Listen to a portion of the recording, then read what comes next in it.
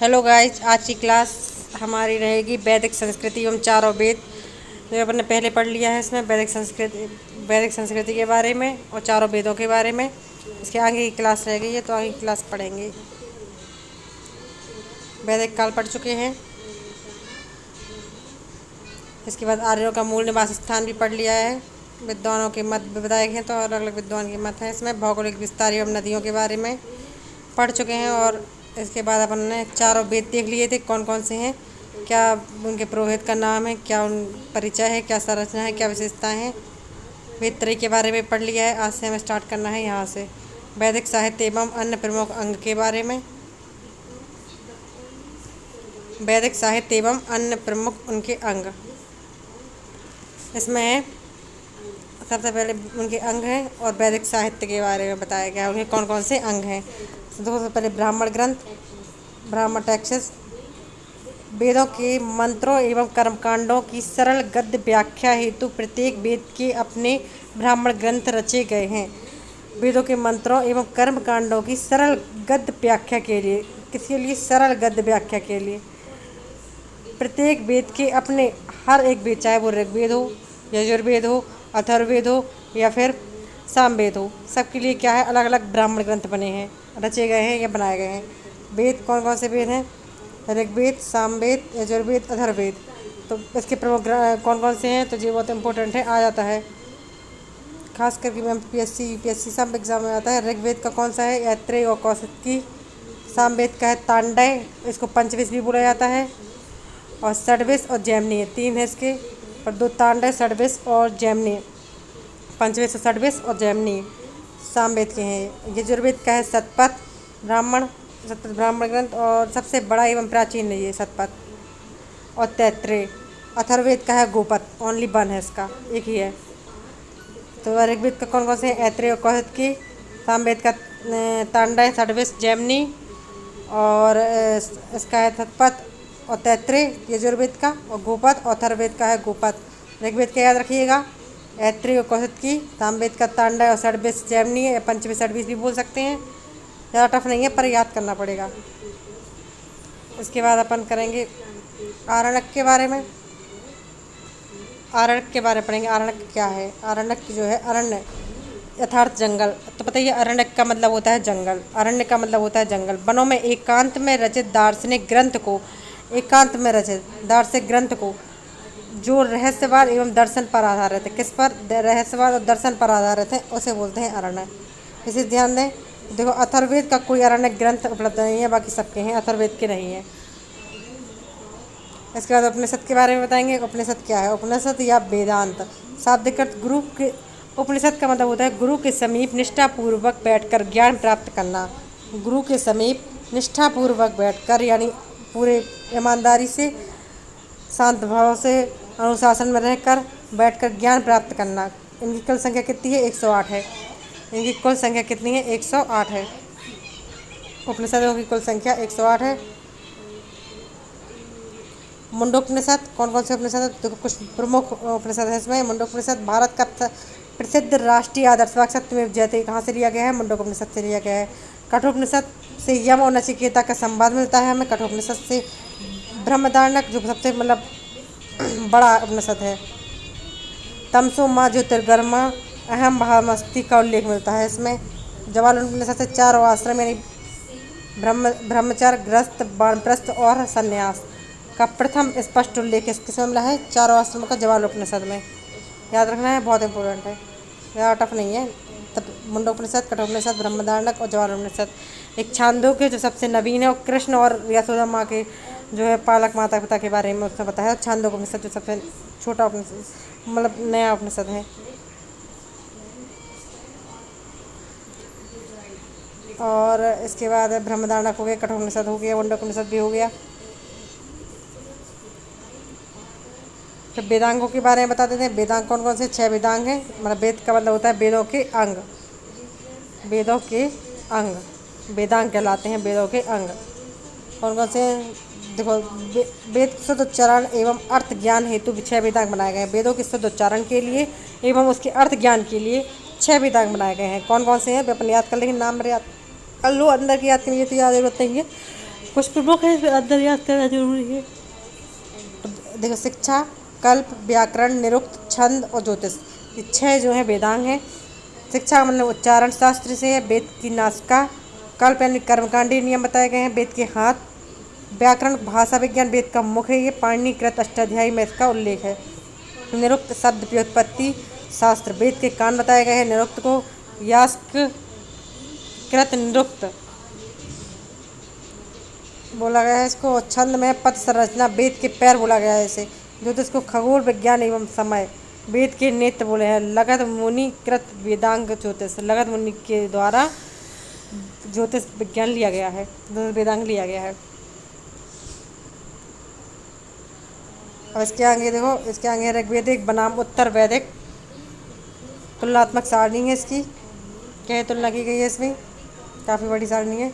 देखते हैं धीरे धीरे कौन सी ऋग्वेदिक बनाम उत्तर वैदिक संस्कृति तुलनात्मक सारणी सारणी तो टेबल बताया गया, आयाम दिए गए हैं। ऋग्वैदिक काल और उत्तर वैदिक काल दोनों की तुलना की गई है। भौगोलिक केंद्र तो एक क्विक रिवीजन है, जल्दी पढ़ सकते हैं। सप्त आंध्र प्रदेश में है। कुरु पांचाल गंगा यमुना दोआब का क्षेत्र उत्तर वैदिक काल का है। राजनीतिक ढांचा है इसका, कबीलाई व्यवस्था थी इसमें, राजा गोप शक्तियाँ सीमित थी इसमें। क्षेत्रीय राज जनपद का उदय हुआ, राजा की निरंकुशता बढ़ी इसमें क्योंकि ये वंशानुगत था। लोकतांत्रिक संस्थाएं, इसमें सभा समिति विद्युत अत्यधिक प्रभावी हुई। महिलाओं की भागीदारी थी इसमें, महिलाओं की भागीदारी नहीं थी। सभा समिति का प्रभाव कम हो गया, विद्युत समाप्त हो गई और महिलाओं का प्रवेश वर्जित हो गया किसी भी राजनीतिक मामलों में या लोकतंत्रात्मक मामलों में। सामाजिक संरचना में कर्म पर आधारित बड़ी व्यवस्था थी, लचीला समाज था इसमें। जन्म पर आधारित गोत्र प्रथा का उदय हो गया था। ऐसा महिलाओं की स्थिति देखें तो महिलाओं की स्थिति में उच्च सम्मानजनक थी, उपनयन अधिकार था उन्हें और बाल विवाह नहीं करती थी। इसमें महिलाओं की स्थिति में गिरावट आई, राजनीतिक अधिकारों से वंचित कर दिया गया, पर्दा प्रथा चालू हो गई। आर्थिक आधार, इसमें पशुपालन प्राथमिकता है, कृषि द्वितीयक हुआ, गाय मुख्य रूप से धन का कमाने का साधन बन गई, मुख्य धन माना गया है गाय को। और कृषि प्राथमिक थी इसमें लोहे श्याम अयस्क का व्यापक प्रयोग किया गया है। प्रमुख देवता कौन कौन से हैं? इंद्र जो 250 सूत्र का उल्लेख है, अग्नि में 200 सूत्र बताया गया है, वरुण और इसमें प्रजापति सृष्टिकर्ता, विष्णु संरक्षक माना गया है और रुद्र को संहार करता माना गया है, संहार करता। धार्मिक रीति रिवाज में सरल प्रार्थना है, इसमें व्यक्तिगत स्तुति है, जटिल खर्चीले यज्ञ एवं उत्तर वैदिक काल में पशु बलि, रासुई और अश्वमेध यज्ञ के बारे में बताया गया है। प्रमुख भारतीय सर दर्शन कौन कौन से हैं? 6 दर्शन कौन कौन से हैं? दर्शन याद कर लो, इम्पोर्टेंट है। सांख्य दर्शन, योग दर्शन, न्याय दर्शन, वैश्विक दर्शन, पूर्व मीमांसा, उत्तर मीमांसा। तो कौन कौन से हैं तो अपन देख लेते हैं एक बार और। सांख्य, योग, न्याय, वैशेषिक, पूर्व मीमांसा, उत्तर मीमांसा। और किसने किसकी रचना की, कौन से ऋषि ने और कौन से इनके अंदर जो है किसका वर्णन किया गया है, क्या सब्जेक्ट है, क्या विषय है इसका। तो देखो, इसमें सांख्य दर्शन में महर्षि कपिल ने इसकी रचना की है। सांख्य दर्शन की रचयिता कौन है? महर्षि कपिल। और भारत में सबसे प्राचीन दर्शन है। प्रकृति एवं पुरुष सिद्धांत दिया गया है इसमें, प्रकृति के बारे में और पुरुष सिद्धांत के बारे में इसका उल्लेख है। इसमें प्राचीन दर्शन है ये। योग कौन है? पतंजलि हैं योग के प्रवर्तक। और इसमें चित्तवृत्ति, निरोध एवं अष्टांग योग के बारे में, योगा वगैरह के बारे में बताया गया है इसमें। और न्याय दर्शन महर्षि गौतम है। इसमें तर्क शास्त्र एवं प्रमाण ज्ञान है, इसमें तर्क शक्ति यानी लॉजिक के बारे में बताया गया और प्रमाण ज्ञान के बारे में इसका उल्लेख किया गया है। वैश्विक दर्शन में महर्षि कणाद द्वारा उलूक ने परमाणुवाद का सिद्धांत दिया है। फिजिक्स ने एशियंट इंडिया के बारे में बताया है।